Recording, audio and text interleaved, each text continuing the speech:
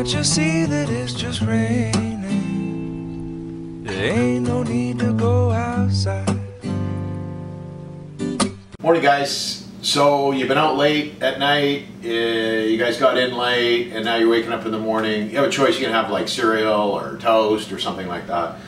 But let's just say it's a Saturday or Sunday morning, you want to have something a little extra special. Sam and I are going to put together bacon and French toast, and just a couple of techniques around that. So as far as bacon's concerned, there's two ways to do it. You can do it in the oven or you can do it in the frying pan. I'm just going to show you the frying pan method right now. Big thing about bacon is just getting the pan the right temperature. I'm using a big skillet just for demonstration purposes, but it's nice to have the pan warm up at medium and make sure the pan actually gets properly heated. And then once it's sort of generally heated, then you can put it up sort of to medium high to put the bacon in. And then I just lay it in. If the pan's too hot, it's going to burn and crisp the bacon before it's going to burn the bacon before it's actually cooked. So you really want to get the right temperature. Start with medium high, start with medium, and then put it up to medium high for cooking. Ideally, the bacon would have a splatter guard, but we don't have one. I think you guys will have ones at home. So French toast. Now this is about the easiest breakfast you can make. Actually, French toast wasn't created in France. It's been around for literally thousands of years. And the basic premise is whip egg and milk and soaking stale bread in. Now, this bread isn't exactly stale, but I've opened it up to make it a bit firm. The reason why you want it just a little bit stale is so that it doesn't go pulpy in the middle and it holds a bit of its form when the egg and the milk goes in it. So anyways, French toast was basically created to deal with stale bread, and I'm sure you guys may have a loaf of bread that's been open all week. You go, what the heck did we do to this? Great. French toast is a great way to deal with it. So really simply, you've got the recipe on the thing. The recipe will post it. It's a very simple recipe of 4 eggs. Get rid of my coffee.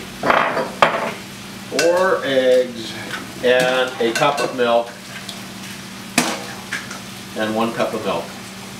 Now, in order to make it interesting and tasty, you want to add a couple of very important ingredients. The first is a little vanilla extract. Say a half a teaspoon.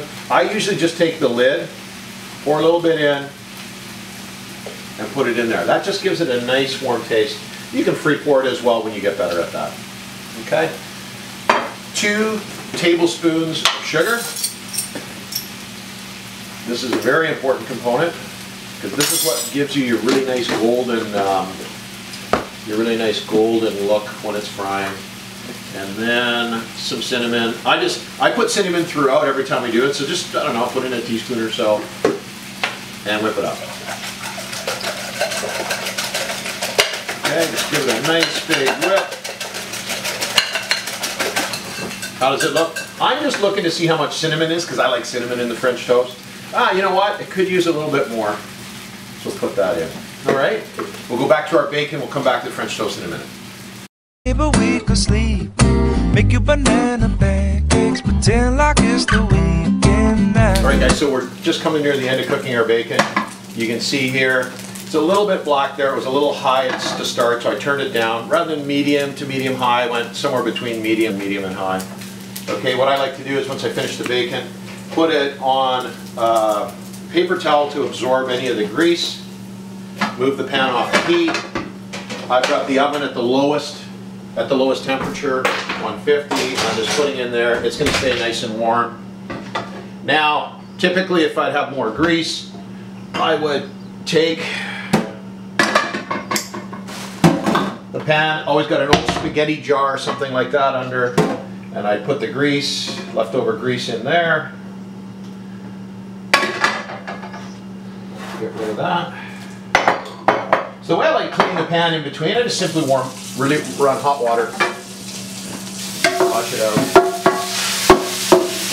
What I'm trying to do for the French toast, now you could use another pan, which would be a lot simpler. Okay, give it a wipe. This is a non-stick pan. Give it a wipe, get rid of all those bacon-like bits. Okay, it's done. Okay, now we're going to put it back on the stove. Give it a little wipe with paper towel here. Now it's heating up again. Now this pan is nice and hot. You really want to keep your pan at a consistent warm temperature. I run the hot water in the sink just a little bit longer so that the fat doesn't congeal in the pipe. So you want to run it. Can't help that. My dad was a plumber, so I can't help but thinking about the plumbing. So we're on a roughly medium high. The way you check for pancakes and French toast is that you just throw a little bit of water on the pan and watch it bubble. So if I throw it on and it bubbles, then it's the perfect temperature. If I actually put it on and it just evaporates, that means it's way too hot and you're going to burn your French toast. So I think the pan's ready. This is a non-stick pan. You don't really have to put any oil or butter on, but you could, if you put a little bit of butter on the edge of the paper towel, just wipe it a little bit to make it, if you don't have a non-stick pan. All right, so the French toast is quite simple. Just give it a stir. Take your French toast, put it in, work it into the mixture, make sure it gets nice and absorbed, and place it down onto the skillet. Okay, I'm looking to see how much cinnamon there is. Like I mentioned, I really like the cinnamon. We're going to enjoy this, Sam. We're eating this next. All right, so I'm going to get all 4 pieces down there. Okay. Beautiful. All right. Now we're just going to let that fry. I'm going to check it in just a minute to make sure that one side is beautifully golden brown. So the French toast has been cooking maybe just over a minute and a half. The pan may be just slightly hot. I'm just turning it down just a little bit so it's just over medium. Now I'm checking it here with my, it's looking nice, eh? See, nice golden brown. So now I'm going to flip that one. Now I started with the first one I put down because obviously that one's going to be the furthest along. And I can't remember the next one I put down. I think it was this one. No. Yeah, beautiful. Look how golden brown that is. That's a beautiful golden brown to your French toast. And that's because you put the sugar in. Let's get a little bit done. And this was the last one. It's because the other one was the second. Okay. Now, just one thing. When you're using non-stick cooking ware, make sure you have plastic utensils with plastic ends. So I'm using a pancake flipper with a plastic end. When we were cooking the bacon, I was using tongs with plastic ends. If you're doing metal on the non-stick, it's just going to wear the non-stick out, and then the pan doesn't become as effective. All right, so we'll spend another minute or so. You can see it's nice and brown on each side. Sometimes just check the middle to make sure it's not too... You don't want it to be soggy in the middle. Meaning you want it to be cooked in the middle, but just be just slightly moist. It feels like we've got it. So I'm going to take all 4 of these off, put them on the plate. And voila. French toast, crispy bacon, served with syrup, can be Aunt Jemima or maybe I like maple syrup, and butter. Guys, don't buy the salted butter, buy the unsalted butter because it's more pure for the dish that you create. So, hope you had a great night last night. This is the perfect breakfast after a great night. Cheers. Can't you see that it's just raining? There ain't no need to go outside.